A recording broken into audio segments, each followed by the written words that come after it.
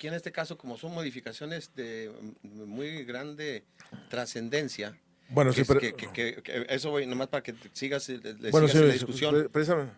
para que sigas en tu exposición, porque a partir de la aprobación de estas reformas, es el sustento legal de los contratos y licencias que se aprobarán, licitaciones que se harán en el futuro. Así.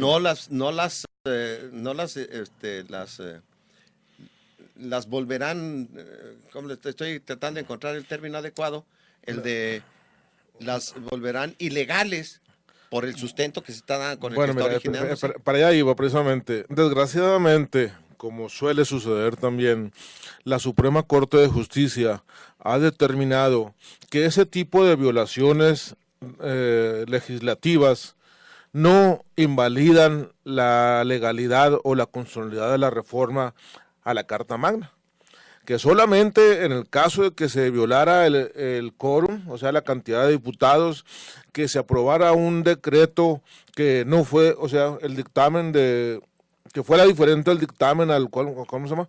Al que Al que se aprobó. Entonces, la Corte ha dicho que solamente en esos casos se puede considerar inconstitucional el procedimiento legislativo. Entonces, estamos hablando, sí, con mucha tristeza, con mucho coraje, cómo pisotean las formas, los procedimientos legislativos en cuanto a la reforma de la Carta Magna. Cuando deberíamos suponer que cuando menos, Víctor, yo creo que me da la razón también, en ese aspecto de reforma constitucional debían respetarse escrupulosamente las formas procedimentales. Mas, sin embargo, no es así, ya lo dijo Víctor, tanto aquí en Chihuahua, en los locales, en los otros estados, siempre sucede lo mismo. Desgraciadamente, yo creo que un vicio mayor es que inclusive muchas veces en los congresos locales ni siquiera hay debate legislativo. Muchas veces es interesante ver cómo a nivel federal, ¿verdad?, se discute, se analiza, se gritan, se insultan, y que eso es parte del show, ¿verdad? Pero a nivel local, Javier, ni siquiera hay eso. No hay resolución, simplemente lo someten a votación y todos por unanimidad o por docilidad levantan su manita y está aprobado todo. Es una pena, ¿verdad? Pero es una triste realidad que no es nueva, ya lo dijo Víctor también, ¿no? Es algo que desgraciadamente las mismas personas que se dicen ser nuestros representantes les importa un comino. José Aguirre. Pues más que nada, viendo a futuro esta decisión, se me hace muy lamentable. Las consecuencias totalmente agresivas. De un lado, golpea a las dos partes, golpea a la parte del inversionista, el empresario, que va a haber ahí pues un costo en los impuestos. Y en la parte del empleado, ¿verdad? La persona común y corriente que a lo mejor trabaja en maquiladora o de obrero o de empleado, pues básicamente va a ver el impacto en las prestaciones. En esas prestaciones que son, por ejemplo, las utilidades de su empresa. Básicamente porque obviamente va a tener un poquito más de desgaste la empresa, el patrón, y por lo tanto va a haber ahí afectaciones en sus prestaciones. Más que nada yo veo el trasfondo de esto, pues básicamente que el gobernador o aquí la persona que está pidiendo este tipo de ingresos, pues lo está manejando como que no les queda de otra. No les queda de otra porque acuérdense que antes la película estaba muy fea. Había asaltos todo el día, había secuestros y había mucha más sangre, entonces no quieren que eso vuelva, ¿verdad? Entonces como eso, no quieren que eso regrese, pues les sale más barato pagar más impuestos. Entonces lo veo muy, muy lamentable, muy triste. Bueno, además no es lo único, o sea, es algo que le pudiéramos decir, ya es una costumbre lo que se está haciendo y se está haciendo mal. La semana pasada veíamos el asunto de la cartita que le pedíamos a los diputados que enviaran para que fuera consultado el pueblo en relación a la reforma energética. ¿Y qué sucedió? Pues que esa cartita de entrada no la quisieron hacer como de especial pronunciamiento y urgente, sino simplemente la pasaron a una comisión, la comisión la estudió, ya tenían un predictamen en sentido positivo, llega a tribuna y por arte de magia cambió el dictamen y lo aprobaron lo rechazaron los priistas y lo aprobaron los panistas y el bloque de izquierda. Entonces, los cambios que se dan así en una forma en donde ya existía un predictamen que iba en un sentido y luego de repente lo cambian por otro, pues no es más que porque ya hay por ahí un sello y firma que está diciendo, épale, cámbiale esto tiene que ser así de esta manera porque así lo digo yo.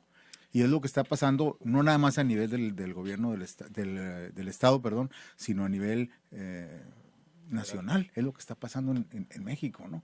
Por eso se escandalizan cuando la diputada Laida Sansores hace en tribuna lo que hizo, ¿no? De parodiar ahí a Saramago con este asunto de mandarlos allá. Pero, pues es que no hay de otra, o sea, se convierte en un gigantesco circo este asunto, donde no hay seriedad, no hay valores, no hay sentido de responsabilidad, hay nada más la búsqueda de la utilidad, de una o de otra manera. Oye, pero así como lo estás diciendo, quiere decir que no se aprendió de la experiencia que la Suprema Corte de Justicia de la Nación le enmendó la plana al gobierno de Chihuahua, no solamente al Poder Ejecutivo, sino al Legislativo y al Ejecutivo, cuando el nombramiento del magistrado venía el dictamen en un sentido, lo cambian la votación y no fundan ni motivan su decisión los diputados. Así es. Y tuvieron que transcurrir no sé cuánto tiempo, pero la Suprema Corte finalmente ordenó al Congreso del Estado, o me lo repones o lo repones.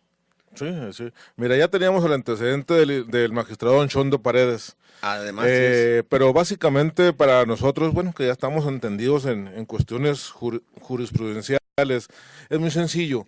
La Corte se ha asumido el papel de defensor de oficio de los magistrados locales ante la manifiesta sumisión de estos al Poder Ejecutivo. Entonces, decir, oye, si lo vas a quitar, justifica los motivos. Si no, ahí déjalo.